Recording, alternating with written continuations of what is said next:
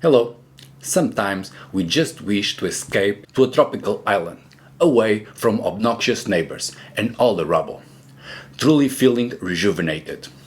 If you relate to this desire, you'll understand why, but not how, the Cyclops hide in Okinawa.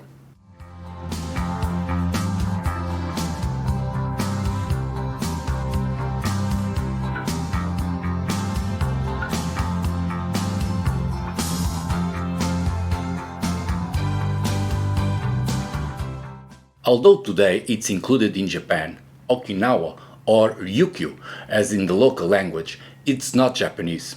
For much of its history, the island has been almost independent, despite constantly bossed around, either by the nearby Chinese or the more distant but more persevering Japanese, and even by the US after World War II.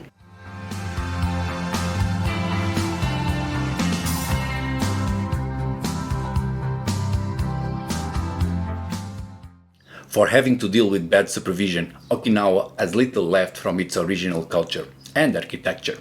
But what is still standing is simply magnificent and mysterious, which is another way to say Cyclopean.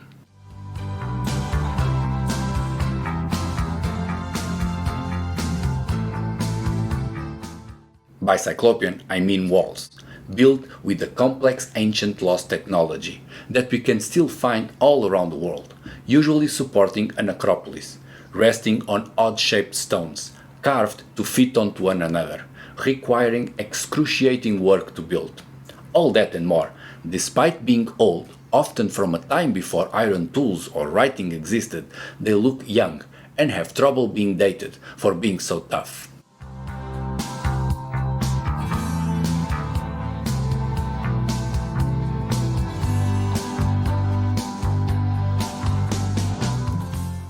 Japan had a brief love affair with Cyclopean masonry in the 17th century. But right before that period, the Japanese had nothing much to show in terms of construction, either building with mud and sticks or destroying what they had with constant wars.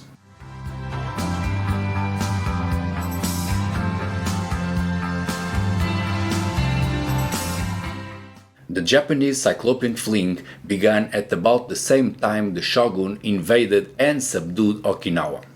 And it's a stretch, nearly impossible, that it was during that island escapade when the Japanese fell for the Cyclops, considering their status and age differences.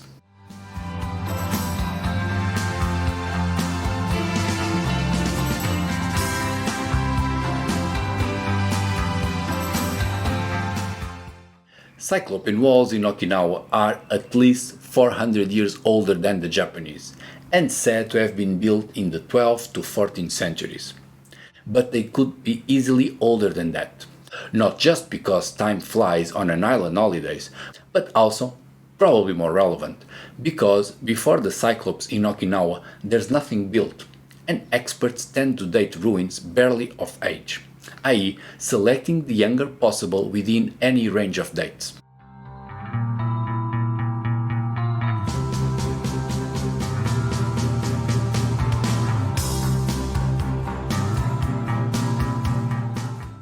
To clear this out, let's follow a detailed timeline of Okinawan history. 1945, the Americans invade Okinawa, and after 2 months of bombing, most of the island is destroyed.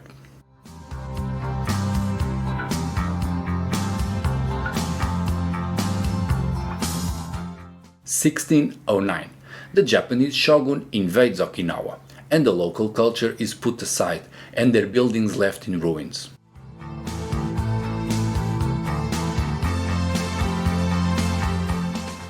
10th century AD. For the following 500 years, local lords called Aji built hundreds of Cyclopean citadels, named gusuku, meaning stone wall, and naming the Gusuku period. 5000 BC. From back then until starting with the Gusuku, during 6000 years, it's mostly savages eating shellfish. From all this history, there are hardly 6 buildings left standing, and they are all gusuku, or stone castles, from that period before the Japanese, even if they are not castles at all, but Cyclopean citadels, expensive resorts for the enjoyment and prestige of the Agi lords.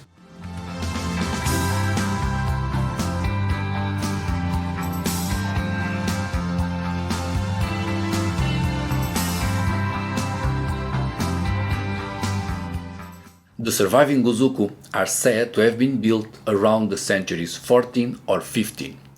However, there is little to assure that dating, considering before the Stonewall period there was a long 6,000 years of uncivilized prehistory, and that the archaeological findings are scarce and hardly coherent.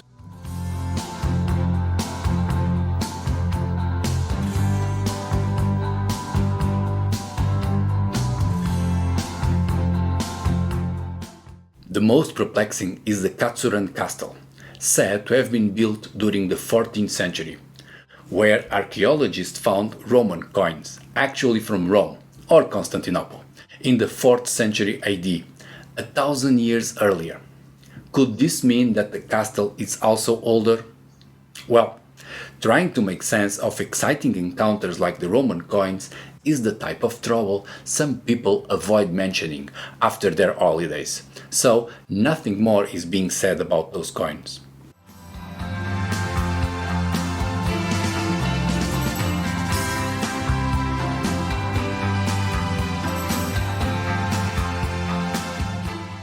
What is repeatedly said is that, before the gusuku, the Okinawans were living in mud shelters and collecting shellfish for food. Then something had to come ashore for them to suddenly civilize and embark on a building spree, including assembling Cyclopean masonry out of thin air.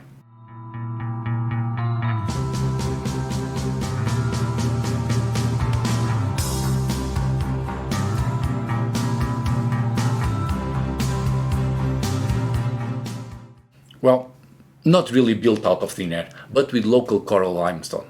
The whole island is a big chunk of this relatively smooth rock. Thus, everything in there is built with it. The problem is, tropical rains on soft stone make a pair as durable as a summer love. And that's partially why all that we are left with right now are just the tough Cyclopean walls.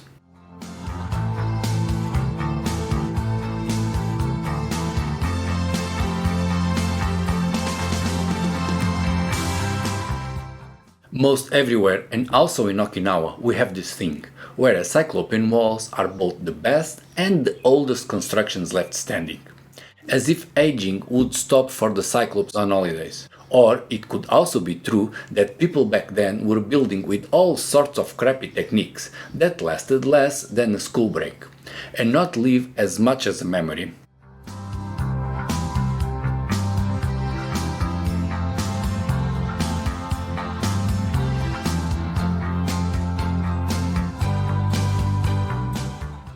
We just can't remember how come so many megaliths land on tiny islands.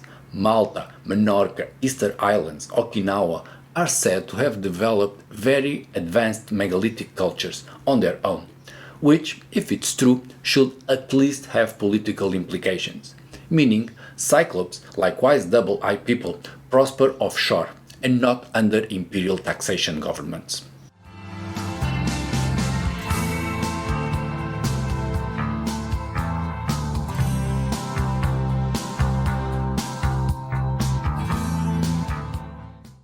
Going back to the history and imperial powers, it's unlikely the expansionist Japanese shogun would import Cyclopean masonry from Okinawa.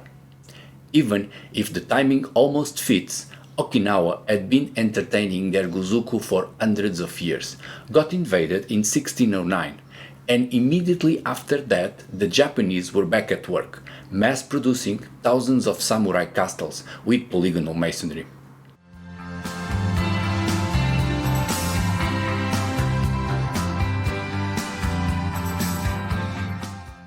In the Shogun case, I cautiously agree with mainstream historians, considering no one gets back from an island escapade like that. Meaning, it's unlikely that the big power like the Shogun, after running over a small island, would be interested in copying the architecture. right at the same time they were suppressing the local culture. So, let's say the samurai had nothing to do with it.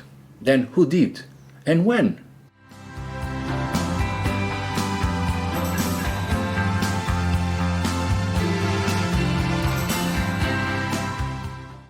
Can't answer that.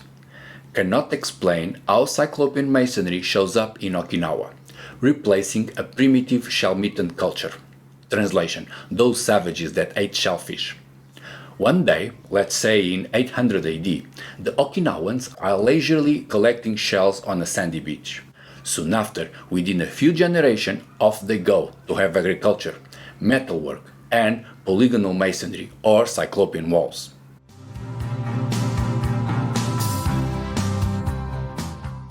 Let's say the rice and the knives were brought from China. Fine.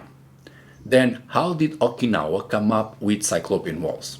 The gusuku are built with global polygonal masonry, to the finest detail, similar to the ones we find in Italy, and unlike anything we can find in China, and predating those in Japan. How to make sense of that?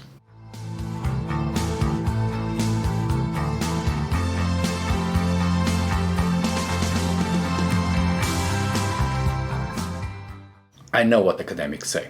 Independent development. They believe the Japanese did not learn from the Okinawans. They invented it. Likewise, they say the Okinawans did not learn from anybody else. They just made it up. The same for everybody, everywhere, whoever decides to build super strong 3D stone puzzles. They just woke up one day and knew how to do it. Cyclopean masonry is said to be independently invented by every civilization that passes the threshold of building dolmens or tumulus, and sometimes, as in Okinawa or in the Mediterranean islands, by castaway savages that hadn't even passed any threshold. They just go from being stranded on an island into building Cyclopean acropolis, using technology that outlives everything else, and survives even World War II bombings.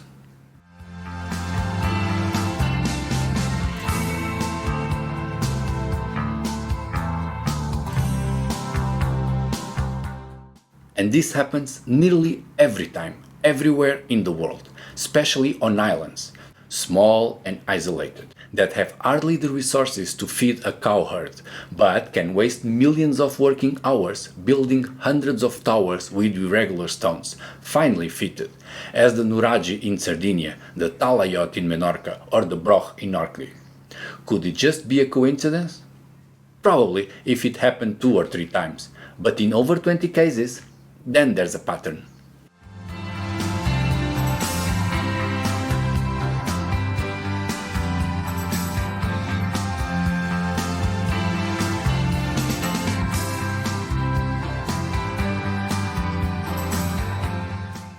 Here's the crazy part. Considering that building with mortar is an easier and older alternative, if a complex technology as is Cyclopean masonry is invented again and again out of thin air and then just forgotten for no good reason beyond that is the preferred explanation by scholars, then what the academics are really saying is that history not only repeats, it's predetermined, pre-written, by God even.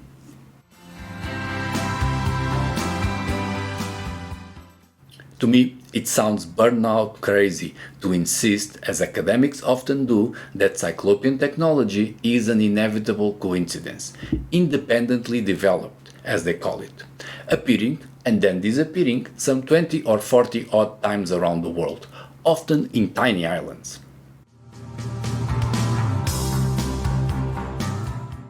Alternatively, it seems to me to be significantly less deranged to admit ancient people just talked.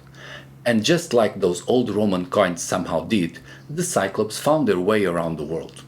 In a way, we cannot properly identify, because it was a long time ago, and most things are destroyed by time and endless wars, except some super strong Cyclops, hidden in relatively peaceful islands.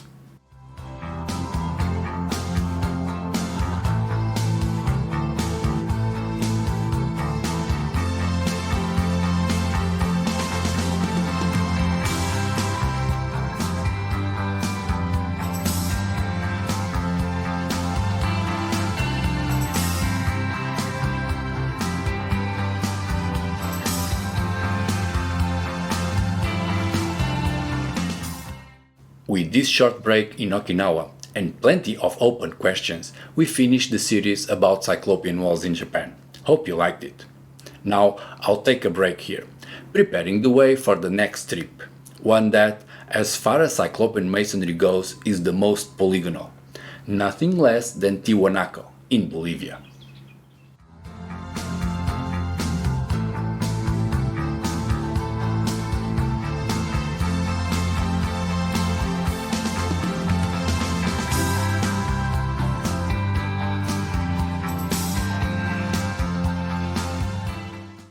In the meantime, please drop an eye onto the older videos.